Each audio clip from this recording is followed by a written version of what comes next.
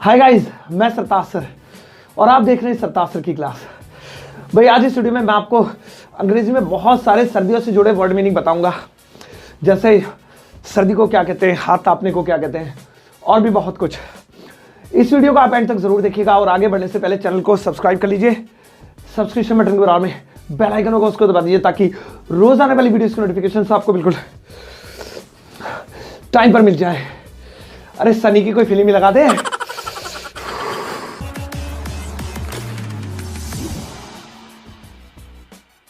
तो चलेगा, शुरुआत करते हैं इस वीडियो की और जानते हैं सर्दियों से जुड़े कमाल के शब्द। हमारा पहला शब्द है ठंड, जाड़ा, सर्दी। इन तीनों को इंग्लिश में बोलते हैं विंटर। और अगर बोले कड़ाके की ठंड, कड़ाके का जाड़ा, कड़ाके की सर्दी, तो इसे इंग्लिश में बोलेंगे एक्सट्रीम विंटर।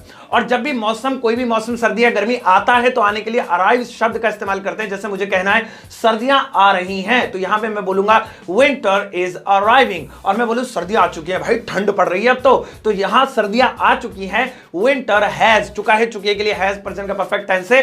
अराइव्ड, यहां अराइव की थर्ड फॉर्म लगाएंगे। और अगर जैसे मुझे कहना है आज सर्दी है, तो यहां पे विंटर शब्द का इस्तेमाल नहीं करेंगे क्योंकि विंटर मौसम के लिए होता है। अब आज सर्दी है यानी कि मैं टेंपरेचर बता रहा हूं, मौसम नहीं बता रहा हूं। तो टेंपरेचर के लिए कोल्ड शब्द का इस्तेमाल करते हैं। आज सर्दी है, it is cold today, it का इस्तेमाल करेंगे। मना करेंगे ना ना आज तो सर्दी नहीं है, गर्मी लग रही है। It is not cold today, it is hot today. सर्दियां आते ही लोग निकाल लेते हैं स्वेटर, जैकेट, मफलर, शॉल और दस्ताने और टोपा और गर्म कपड़े। अब स्वेटर को इंग्लिश में स्वेटर ही बोलते हैं, जैकेट को इंग्लिश में जैकेट ही बोलते हैं, मफलर को इंग्लिश में मफलर ही बोलते हैं, शॉल जो ओढ़ते हैं उसे भी इंग्लिश में शॉल ही बोलते हैं। जब सबको इंग्लिश में यही बोलते तो मैं क्या झक मार रहा हूं। लेकिन रुक जाओ, दस्तानों को इंग्लिश में ग्लव्स बोलते हैं और टोपा जो अभी मैं शुरू में पहने हुए था गर्म वाला, उसे इंग्लिश में बोलते हैं विंटर कैप। और इसके अलावा गर्म कपड़े, कोई सा भी गर्म कपड़ा, उसके दो नाम है, एक तो विंटर क्लॉथ्स और दूसरा है वार्म क्लॉथ्स। सर्दियों में सभी लोगों को जरूरत पड़ती है एक बहुत खास चीज की, और वो खास चीज मैं आपको, सभी लोंडों को यानी सभी लड़कों को एडिटिंग के टाइम मात्रा और बिंदी का ख्याल रखा कर लेके जाए नहीं यहां से।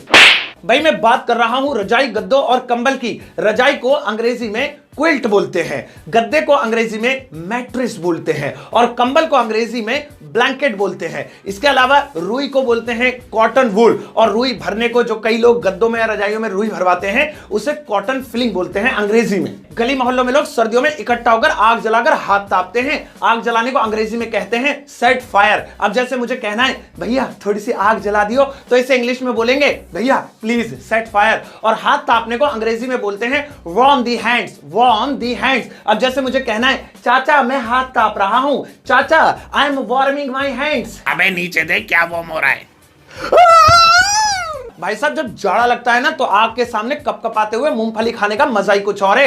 अब सर्दी लगने को या जाड़े लगने को या ठंड लगने को कहते हैं फील द कोल्ड। जैसे मैं कहूं मम्मी मुझे सर्दी लग रही है या जाड़ा लग रहा है, तो इसे इंग्लिश में बोलेंगे mummy I am feeling cold, और नहीं लग रहा तो I am not feeling cold. इसके अलावा मूंगफली को तो आप जानते ही होंगे पीनट कहते हैं। आग के सामने इन फ्रंट ऑफ फायर, ये तो तुम्हें पता ही होगा। कपकपाने को अंग्रेजी में शडर या फिर ट्रिम्बल कहते हैं। जैसे मैं कपकपा रहा हूं, आई एम शडरिंग या आई एम ट्रेम्बलिंग। सर्दियों में दिन में चलती है ठंडी ठंडी हवाएं, रात को पड़ता है कोहरा यानी धुंध, और सुबह सुबह पत्तों पर गीली गीली ओस नजर आती है। अब ठंडी हवाओं को अंग्रेजी में कहते हैं कोल्ड विंड। मुझे पता है ज्यादातर लोग पहले से वाइंड पढ़ते होंगे, आज से अपनी प्रोनाउंसिएशन सुधार लो। इसके अलावा कोहरे या धुंध को अंग्रेजी में बोलते हैं फोग, और कोहरा पड़ना, धुंध पड़ने को भी फोग कहते हैं। पड़ने को अलग से कुछ नहीं लगाएंगे। जैसे बाहर कोहरा पड़ रहा है या बाहर धुंध हो रही है तो इसे इंग्लिश में बोलेंगे इट इज फोग आउटसाइड। इसके अलावा ओस को बोलते हैं ड्यू, माउंटेन ड्यू नहीं ड्यू।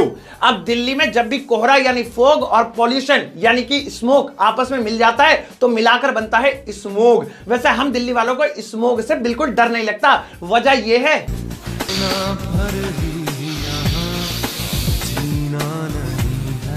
और भाई सर्दियों में अपना बहुत ख्याल रखना क्योंकि सर्दियों में तबीयत बहुत ज्यादा खराब होती है। अगर किसी की सर्दी की वजह से तबीयत खराब हो जाए तो इसे दो शब्दों में बयान कर सकते हैं इंग्लिश में। पहला है कॉट बाय कोल्ड और दूसरा है अंडर दी वेदर। जैसे उसे सर्दी लग गई तो इसे इंग्लिश में बोलेंगे he is caught by cold, या फिर आप बोल सकते हैं he is under the weather।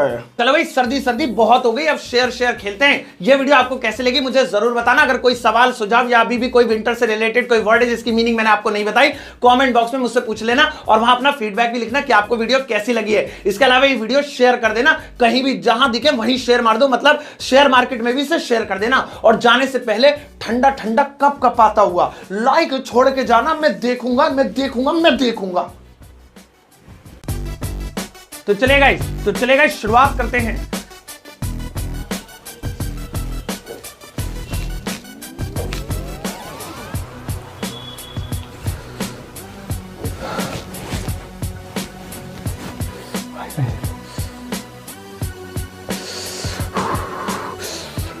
Hi guys, this is Sartaj. Hi guys, मैं सरताज सर और आप देख रहे हैं सरताज सर की क्लास।